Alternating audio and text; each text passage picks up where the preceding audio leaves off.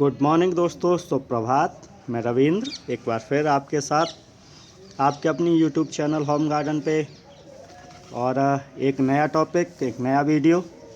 सबसे पहले आज की वीडियो का विचार है कि हर सफल व्यक्ति के पीछे एक औरत का हाथ होता है। वो चाहे आपकी माँ हो सकती हैं, आपकी पत्नी हो सकती हैं, आपकी गर्लफ्रेंड हो सकती हैं, आपकी बहन हो सकती हैं। ये बात हमें स्वीकार करनी होगी दोस्तों, और हमें उनका रेस्पेक्ट करना चाहिए, उनकी इज्जत करनी चाहिए और उनका कहना मानना चाहिए। तो चलिए, आज मैं आपके लिए जो वीडियो लेकर आया हूँ दोस्तों, वो कुछ थोड़ा हटकर है। और हटकर इसलिए है, वैसे टॉपिक तो गार्डन से संबंधित ही है। बहुत से दोस्त अक्सर मुझसे पूछते हैं कि उनका प्लांट ग्रो नहीं कर रहा है, कि उनका रोज़ का प्लांट ग्रो नहीं कर रहा है। बहुत से पूछते हैं कि उनका मैरीगोल्ड का प्लांट ग्रो नहीं कर रहा है। ये समस्याएं आती रहती हैं। तो मैं आपको बताऊं कि आज मैंने जो टॉपिक चुना है वो है मिट्टी कैसे हम बनाएं गमलों के लिए, अपने प्लांट के लिए। और मैं आज आपको रोज़ के लिए मिट्टी बनाकर दिखाऊंगा। अभी ये सीज़न भी गुलाबों का ही है दोस्तों। गमले आप ज़मीन पर पौधा लगा दीजिए, ग्रो हो जाता है, लेकिन गमले में मिट्टी का हमें बहुत ध्यान रखना पड़ता है। ये गार्डनिंग में मेन चीज़ है कि आपने गमले में क्या डाला हुआ है, किस प्रकार की वो मिट्टी है। तो मैं आपका इंट्रोडक्शन कराऊँ। सबसे पहले वर्मी कंपोस्ट। अगर आपके पास वर्मी कंपोस्ट नहीं है तो आप मार्केट से ले सकते हैं। अगर मार्केट से आप नहीं ले पा रहे हैं तो आप उसकी जगह ये गोबर खाद यूज कर सकते हैं। ये रेत है, नदी की रेत, या फिर आप बलुई मिट्टी ले सकते हैं, बहुत ज़्यादा जो रेतीली हो। ये पीली मिट्टी है। पीली मिट्टी अगर आपके पास नहीं हो तो दोस्तों देखिए, ये पौधों की जड़ों को स्थायित्व देती है, खड़ा रखती है। तो मिट्टी, मजबूत मिट्टी होना बहुत ज़रूरी है। ये साफ़ भी होती है। और जैसे आप अदरक लगा रहे हैं या फिर आप हल्दी लगा रहे हैं तो फिर ये पीली मिट्टी में ही बहुत अच्छा ग्रो करता है। अब रोज़ की बात है तो उसे आयरन चाहिए। और ये है आपकी चाय, टी यूज़ की हुई पत्ती। हर एक घर में चाय तो मिलती है, आप इसे भी ले सकते हैं।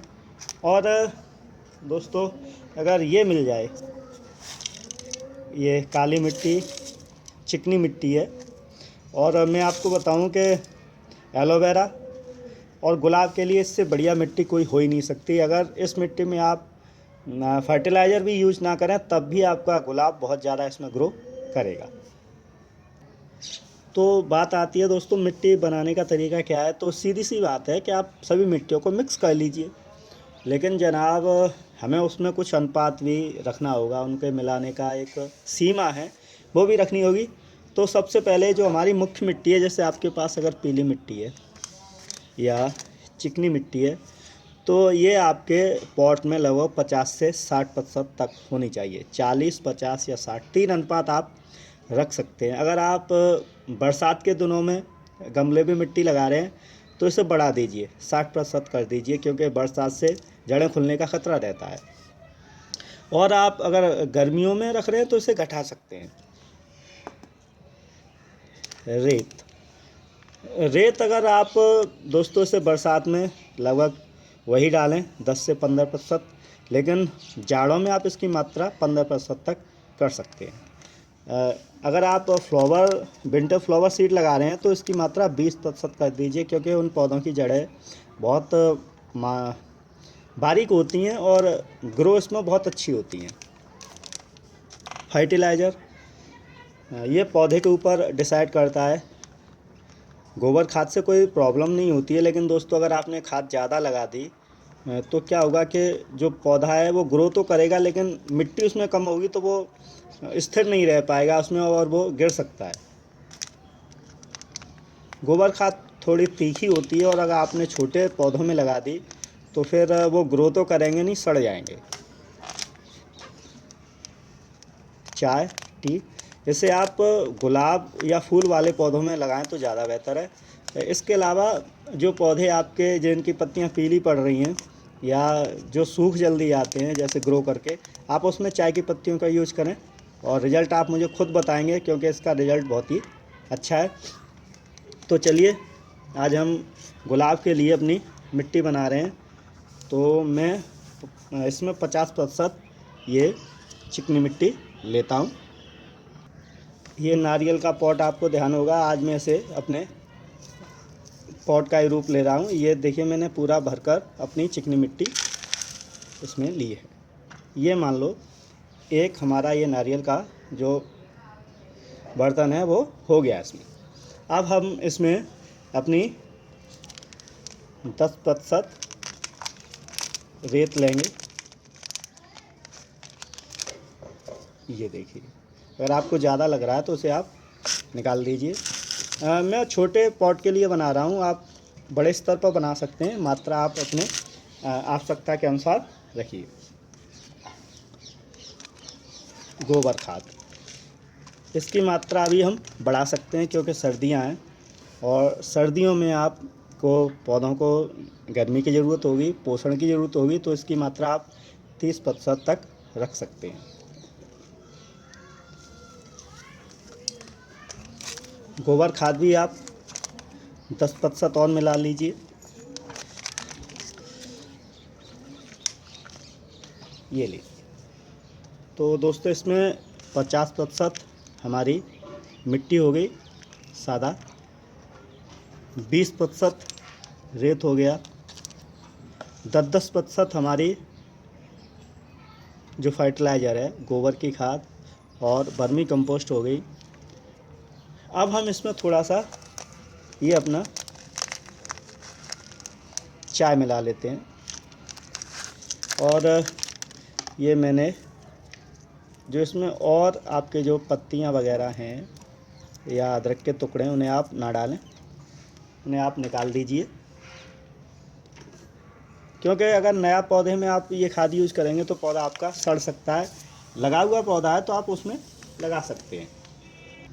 अभी हमारे पास ये थोड़ी सी पीली मिट्टी बची थी, हम इसे भी थोड़ा सा इसमें यूज कर सकते हैं। आप अनुमान से थोड़ा डाल सकते हैं इसमें। हर मिट्टी की अपनी एक क्वालिटी होती है, पीएफ मात्रा होती है, पीएफ मान होता है। अगर मैं हिंदी में उसे आपको समझाऊं तो क्षारीयता और लवणता। और इसे आप फिर मिक्स कर लीजिए, अच्छी तरह आपको इसे मिक्स कर लेना है।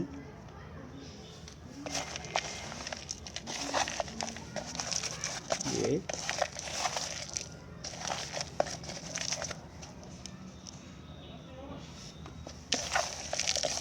आप देख लीजिए कोई कंकड़ वगैरह या पॉलीथीन ना हो उसमें। और ये आपकी जो सॉइल मिक्सर है, जो मिट्टी है गमले के लिए, वो बनकर तैयार है। और मैंने ये मिट्टी आप देख सकते हैं, ये हल्की आपको काली महसूस हो रही होगी, डाई की तरह बिल्कुल। जो फर्टिलाइज़र आता है ऑर्गेनिक तो नहीं होता वो। आप कभी भी अपने पौधों में जो बाज़ार से खाद आती है, जो विदेशी खादें हैं, डाई, यूरिया, फास्फेट वगैरह, आप अपने गमलों में लगाएंगे तो उनका रिज़ल्ट तो बहुत जल्दी आता है, लेकिन वो स्थायी नहीं होता और आपके पौधे भी ख़राब हो सकते हैं। तो आप अपनी ये देसी खाद यूज करें तो ज़्यादा बढ़िया है। और हमारे यहाँ अभी ये 50 वर्ष से विदेशी कंपनियों ने कब्जा सा कर लिया है। उससे पहले हमारे यहाँ गोबर से ही फसलें उगा करती थी दोस्तों। तो ये आपकी जो सॉइल है वो तैयार है। और मुझे उम्मीद होगी कि दोस्तों आपकी जो समस्या थी उनका आपको प्रश्नों का उत्तर मिल गया होगा कि आप अपने गमले में जो आपका गुलाब का गमला है उसमें आप काली मिट्टी की मात्रा या चिकनी मिट्टी की मात्रा बढ़ा दीजिए। ये मिट्टी आप देख सकते हैं, आप कहीं भी जहाँ जलीय खेत हों, जैसे आपके यहाँ नदी कोई निकल के गई हो, वहाँ से आप मिट्टी ला सकते हैं। और इसे आप इस मिट्टी को ज़्यादा रखें गुलाब के लिए। और गुलाब में खाद भी बहुत ज़रूरी है, तो वर्मी कंपोस्ट मिल जाए तो बहुत ही बढ़िया बात है। और वर्मी कंपोस्ट अगर नहीं मिल पा रही है तो कोई बात नहीं, चाय तो सबके यहाँ होती है, आप चाय की पत्ती को ज़रूर यूज करें। और फिर आप मुझे बताइए कि आपका जो गमला था या जो प्लांट था रोज़ का, वो कैसा ग्रो कर रहा है। अब मैं सोच रहा हूँ कि इसे एक पॉट में सेट कर दिया जाए और उसमें एक प्लांट फिर लगा दिया जाए। तो अगर आपको ये वीडियो पसंद आया और आपको लगता है ये शेयर होना चाहिए तो प्लीज़ इसे शेयर करें। और अगर आपको फिर भी कोई समस्या है, आपकी कोई क्वेरी है, प्रश्न है, तो दोस्तों आप बेझिझक मुझे कमेंट कीजिए, मैं ज़रूर रिप्लाई करूँगा आपका। इन्हीं शब्दों के साथ मैं फिर हाज़िर होऊंगा आपके लिए। तब तक मैं इसे किसी पॉट में लगा देता हूँ और मैं इसे रोज़ ही लगाऊंगा। तो धन्यवाद इन्हीं शब्दों के साथ। चैनल को सब्सक्राइब करना ना भूलें दोस्तों। आपका दिन शुभ हो। बहुत बहुत धन्यवाद आपका।